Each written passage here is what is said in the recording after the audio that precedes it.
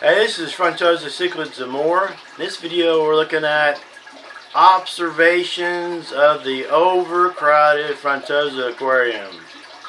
Now, I've postponed this video on this aquarium for quite a while.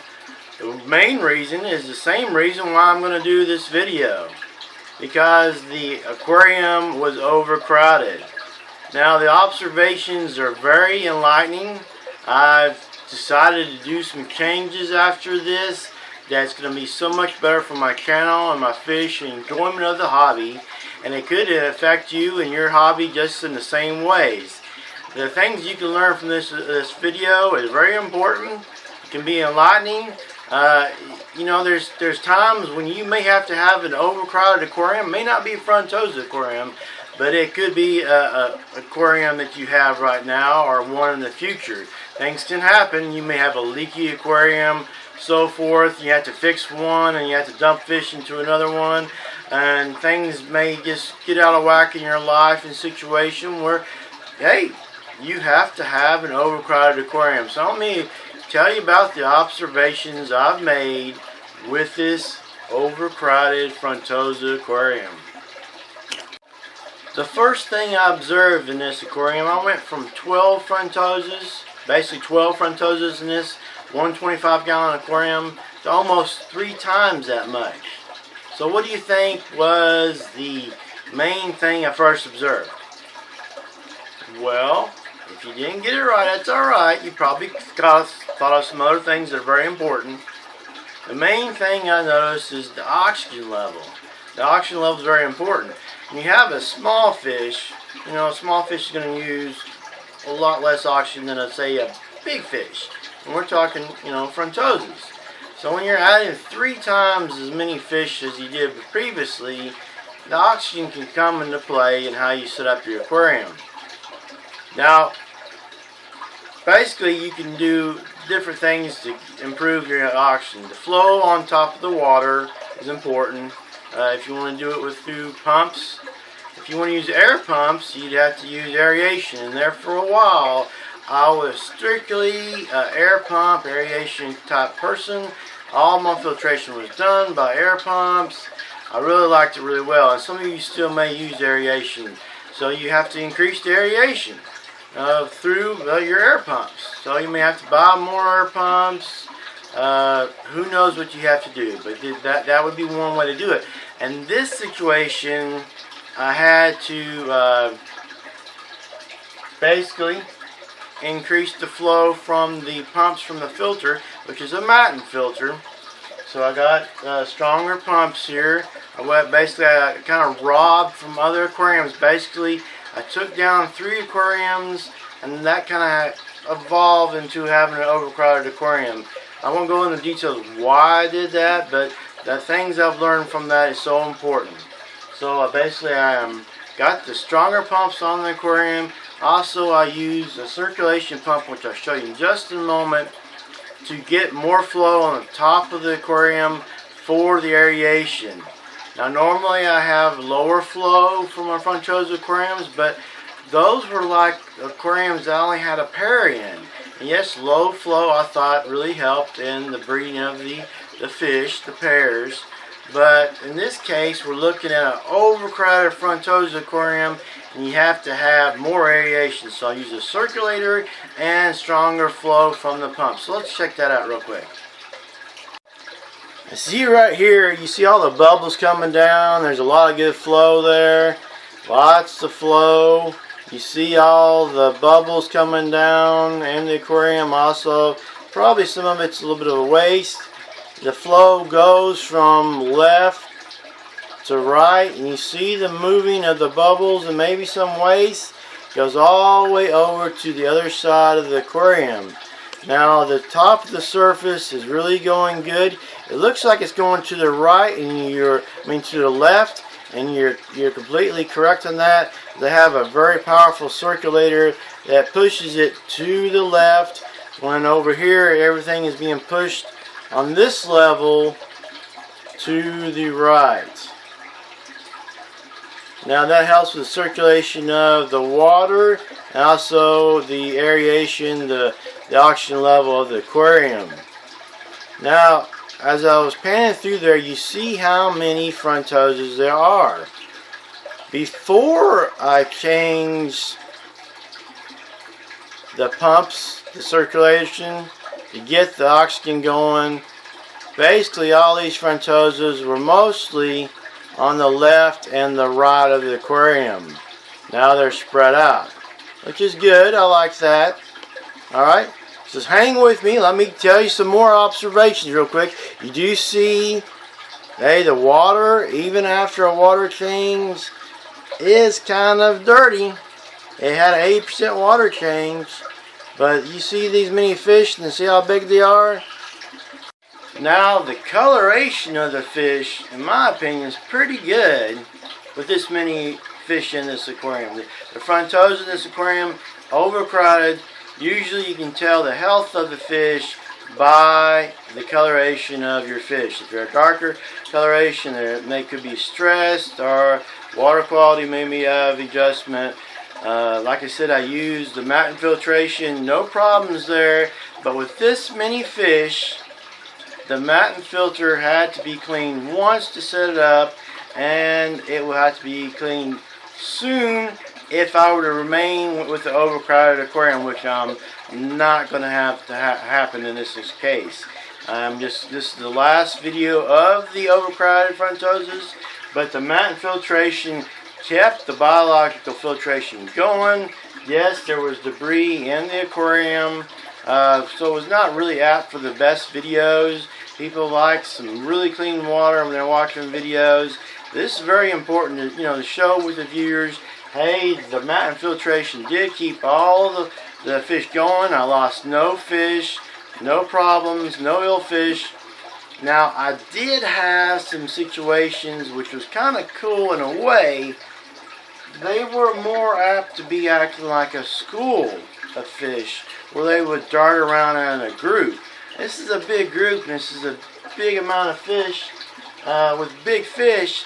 So if they get like scared, there can be problems. Like one you may be able to see here that I'll focus in later. I was kind of worried about showing this video earlier because the eye of this fish was really messed up, but it's really healing up good.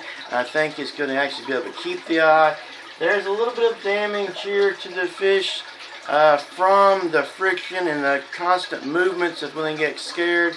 But overall, I thought the aggression was lessened by being overcrowded. But there is still some aggression where there is some little torn fins. But that happens in African cichlids, period, if you're going to keep them. So it was down to a minimum. We lost no fish. And now we're going to change the topic to feeding. So when you observe all the these Frontosas here, you're thinking, wow, that's a lot of fish. That's going to take a lot of food. Going to take a lot of food.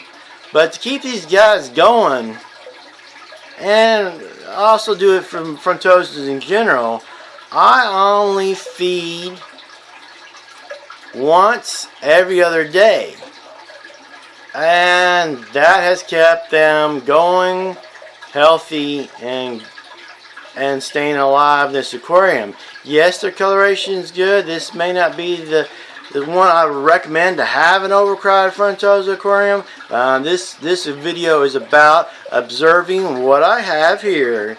I'm not recommending to have overcrowded aquarium, but if you do have an overcrowded Frontosa aquarium or any other type of aquarium period with an abundance amount of fish, limiting your feeding can be most beneficial.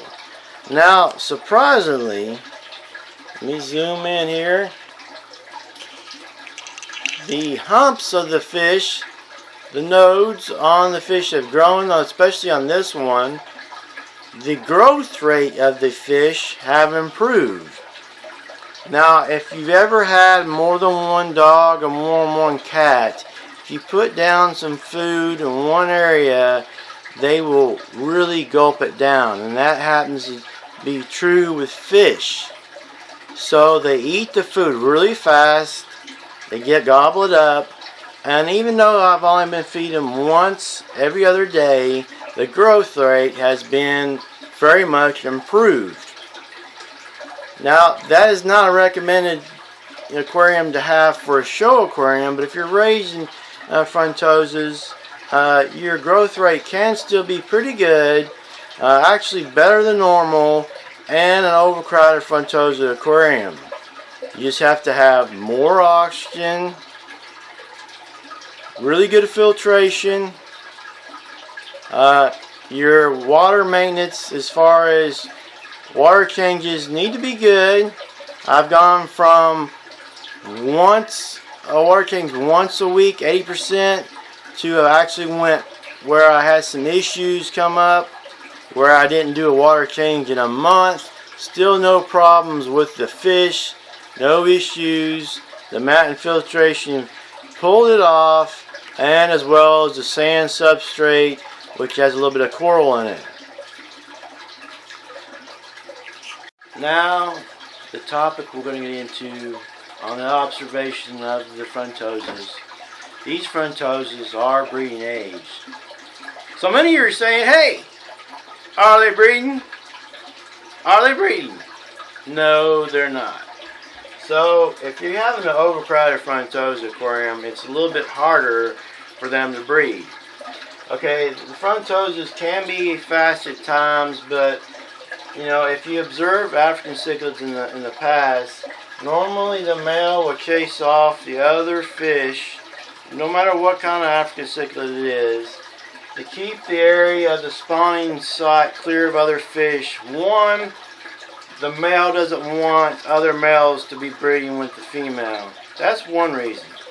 Another reason is this fish here, right here, or this fish, or that fish, might like a little tasty egg, not like a little snack.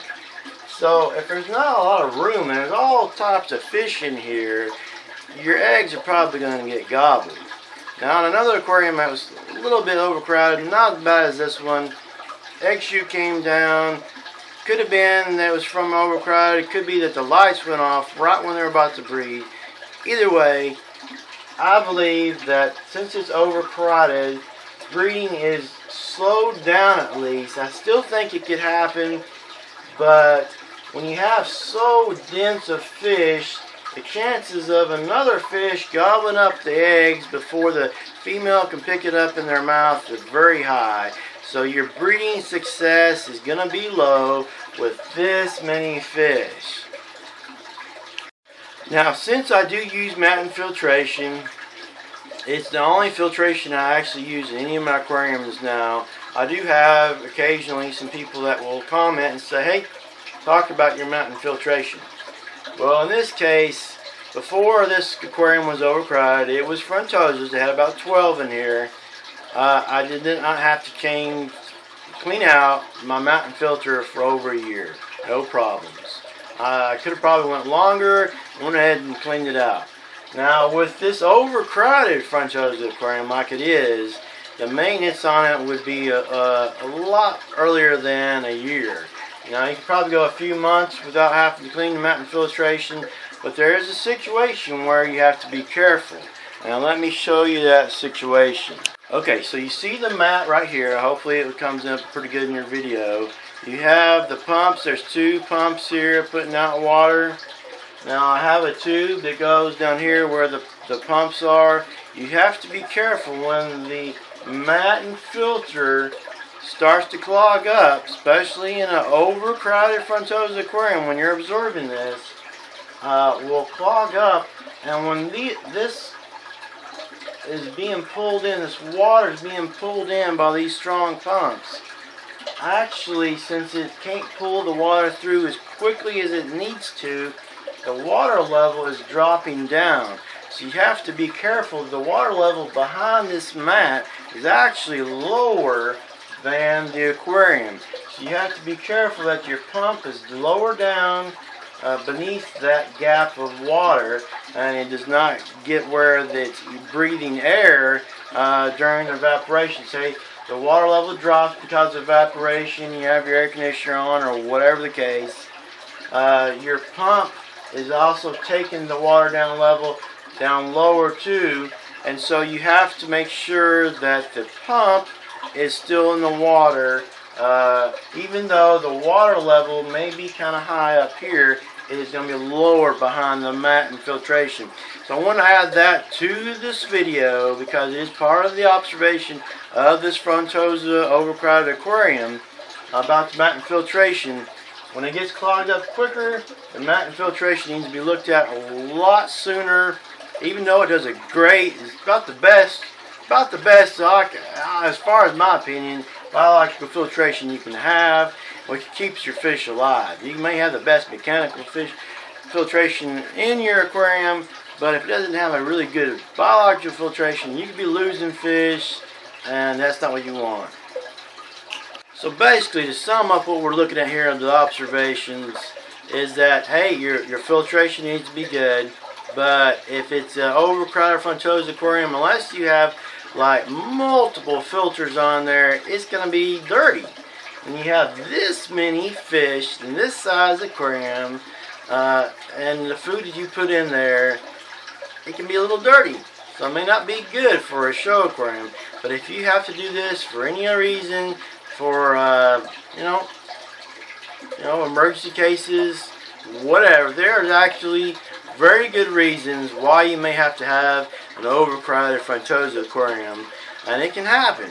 So, hey, I wanted to show you the observations. Main thing is to make sure you look at the oxygen level. Either put, air stones in there, a lot of air stones, or more flow on the top of the aquarium. The flow is very important. They will adapt. Normally the Frontosas don't have this much flow, but they've done very well. Actually, in the future, I'm going to be having more flow in my Frontosa aquariums and see how that goes. I think the increased oxygen level has increased the coloration, which usually shows how happy they are in the Frontosas. So in the aquariums that have more flow, it seems like the Frontosas are happier.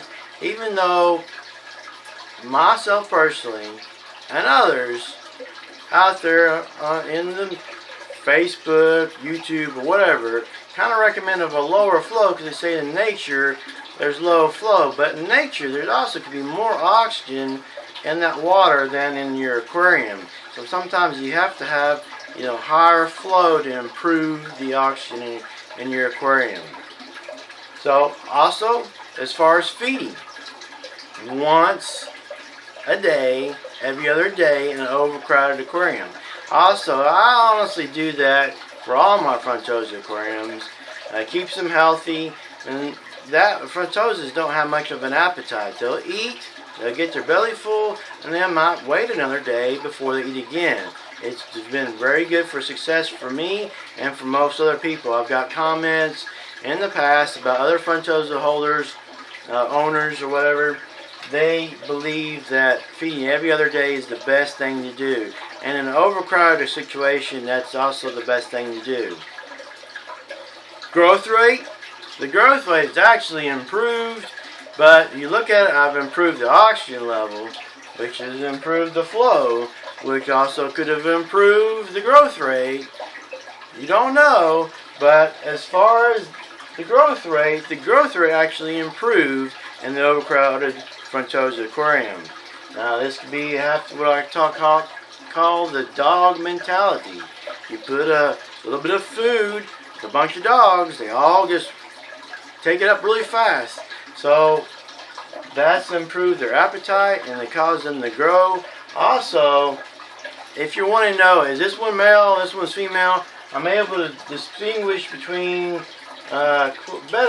distinguish between the males here. So when I take these fish and spread them back out, which I'm going to do very soon, the next few days actually, then I'll be able to know which ones are males, which ones I think are females. Of course, they could be developing males, but for the most part, they're going to be separated where there'll be one male, for a few females. So that's going to be good. So the observation is you're going to be able to tell your males sooner with the increased growth rate, and you're going to be able to separate them into other aquariums when you have that chance. Hope you enjoyed this video. It wasn't a lot of observations, but basically there is some benefits to having an overcrowded Frontosa aquarium if you have to. There are reasons that you have to sometimes, but as far as long term for viewing pleasure for a show aquarium, I wouldn't recommend it. But there's times that you have to have an overcrowded Frontosa aquarium, and this is the observations I've made. Hopefully they'll help you in the future. Maybe give you some insights for what you have to do if, say, something comes up in your life that causes you to have an overcrowded Frontosa aquarium or overcrowded fish aquarium, any fish. So, thanks again for watching. This has been Frontosas, Cichlids, and more. And I'm going to be having more Frontosa videos because I'm actually going to spread out some of my fish again. Going to set back up 3 more Frontosa aquariums. I just took the water out of them, so all I have to do is put the water back in them. And I'm going to have some more flow for those aquariums. So stay tuned for those upcoming videos on Frontosas. This has been Frontosas, Cichlids, and more. Thanks again for watching. Woo!